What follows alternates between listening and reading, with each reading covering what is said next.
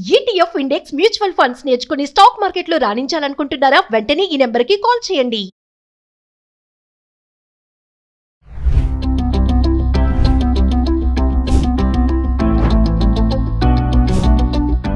Suman TV ప్రేక్షకులకి నమస్కారం. నేను మందడి కృష్ణారెడ్డి, ఎనలిస్ట్ని. లోన్లు తీసుకున్న వాళ్ళకి శుభవార్త. ఎందుకు ఈ శుభవార్త చెప్పాల్సిన పరిస్థితి ఏర్పడుతుందంటే, ఆర్బీఐ రెపో రేటుని 0.5% తగ్గించింది. ఇంతకుముందు 6% ఉండేదాన్ని ఇప్పుడు 5.5% చేసింది. దీనివల్ల కొన్ని వేల కోట్ల రూపాయలు బ్యాంకింగ్ వ్యవస్థలోకి ఫ్లో అయ్యే అవకాశం ఉంది. ఎక్కువగా లోన్లు ఇచ్చే అవకాశం ఉంది. తద్వారా ఎక్కువ లోన్ల మీద వాళ్ళకు వచ్చేటువంటి వడ్డీ ఎక్కువగానే వస్తుంటుంది. కాబట్టి వడ్డీ రేట్లు తగ్గడానికి పూర్తిగా అవకాశం ఉంది. గృహ రుణాల మీద కానీ, వాహనాల రుణాల మీద కానీ, లేక ఎలక్ట్రానిక్ గ్యాడ్జెట్స్ మీద కానీ, వీటన్నిటి మీద తీసుకున్న రుణాలు ఏవైతే ఉన్నాయో, ఈ రకరకాల రుణాలు ముఖ్యంగా పర్సనల్ ఏవైతే తీసుకుంటున్నామో పర్సనల్ లోన్స్ అన్నిటి మీద చాలా ఎక్కువగా తగ్గే అవకాశాలు కనబడుతున్నాయి. అంటే వడ్డీ రేటు తగ్గుతుంది, తద్వారా భారం కొద్ది తగ్గే అవకాశం ఉంటుంది. కాబట్టి వాళ్ళందరికీ శుభవార్తగా చెప్పాల్సిన అవసరం ఉంది.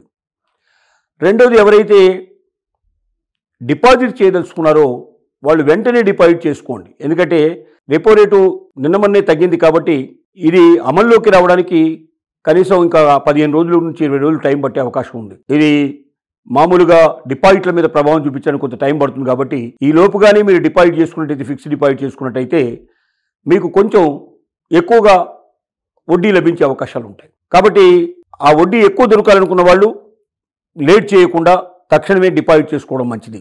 ఈ రెపో రేటును బట్టే ఉంటుంది. ఒకవేళ ఆర్బీఐ రెపో రేటు ఎక్కువ ఉంటే అప్పుడు ఏమవుతుందంటే బ్యాంకులకి అందుబాటులో ఉండేటువంటి డబ్బు లోన్స్కు వాటికి ఇవ్వడానికి తగ్గుతుంది.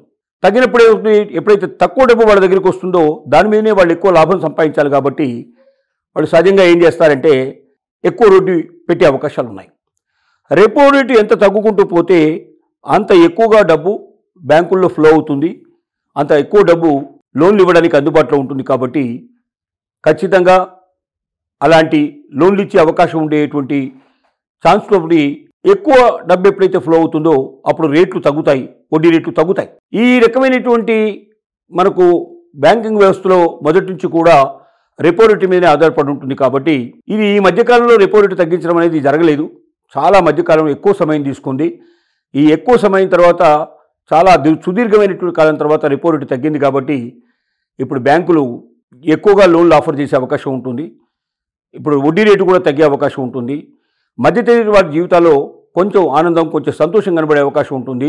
మరింతగా వారు ఎక్కువ వస్తువులకి కొనుక్కోవడానికి పాల్పడి మిగిలిన డబ్బుతోటి కొంచెం ఎక్కువగా జీవితాన్ని సంతోషమయంగా చేసుకోవడానికి అవకాశాలు ఏర్పడతాయి.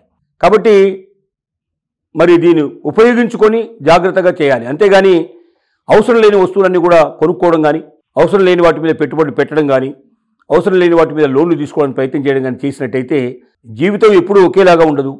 ముఖ్యంగా సాఫ్ట్వేరు సంబంధించినటువంటి ఎంప్లాయీస్ చాలా జాగ్రత్త పడాల్సిన అవసరం ఉంది. సాఫ్ట్వేర్ పరిస్థితి ఏం కాబోతుందో మనకు తెలియదు. ఏ క్షణంలో ఏం జరుగుతుందో మనకు తెలియని పరిస్థితిలో ఉంది. సాఫ్ట్వేర్ ఎంప్లాయీస్లో చాలామంది తొలగించబడే అవకాశం ఉంది. మరి ఆర్టిఫిషియల్ ఇంటెలిజెన్స్ వచ్చిన తర్వాత వేలాది జాబ్స్ రోజులకు తగ్గిపోతున్నాయి. అలాగే అమెరికా లోపల వారు తీసుకున్నటువంటి పాలసీని బట్టి కూడా వేలాది జాబులు తగ్గిపోతున్నాయి. కాబట్టి సాఫ్ట్వేర్ సంబంధించినటువంటి ఎంప్లాయీస్ ఎవరైతే ఉన్నారో వారు 1కి 10 సార్లు ఆలోచించి వడ్డీ రేటు తగ్గింది కదా అని చెప్పి వెంటనే ఎక్కువ పనికిరాని వస్తువులు, పనికిలేని అంత అర్జెంటుగా అవసరం లేనటువంటి వస్తువులను కూడా కొనేసుకుందాం అనేటువంటి ఉద్దేశంతో, అప్పు చేసుకుందాం అనేటువంటి ఉద్దేశంతో వెళితే సాఫ్ట్వేర్ జాబ్కి ఏదైనా ముప్పు కలిగితే ఇదంతా పెనుభారంగా మారి కట్టలేని పరిస్థితి ఏర్పడి జీవితమే చాలా భారంగా అయిపోయి చివరికి డిప్రెషన్లోకి వెళ్ళిపోయే అవకాశం ఉంటుంది. కొంతమంది అయితే ఇంకేదైనా చేసుకునే అవకాశాలు కూడా కనపడతాయి. కాబట్టి వడ్డీ రేటు తగ్గినంత మాత్రంలో, మనకు ఎక్కువ డబ్బు బ్యాంకుల లోపల వడ్డీకి ఇచ్చేందుకు అవకాశం ఏర్పడినంత మాత్రంలో, ఎక్కువ లోన్ పాజిబిలిటీ ఉన్నంత మాత్రంలో మనం అవసరం లేకుండానే చేసేదానికన్నా తప్పనిసరిగా పరిస్థితుల్లో అత్యవసరమైంది, అది లేకపోతే నేను జీవిత విధానంలో నేను ముందుకెళ్ళలేననుకున్న వాటి మీద ఇలాంటి కొనుక్కున్నట్టయితే లోన్ తీసుకుని కొనుక్కుంటే అది మంచిది. అటువైపుగా ఆలోచించాల్సిందిగా నేను ప్రతి ఒక్కరిని ప్రార్థిస్తున్నాను.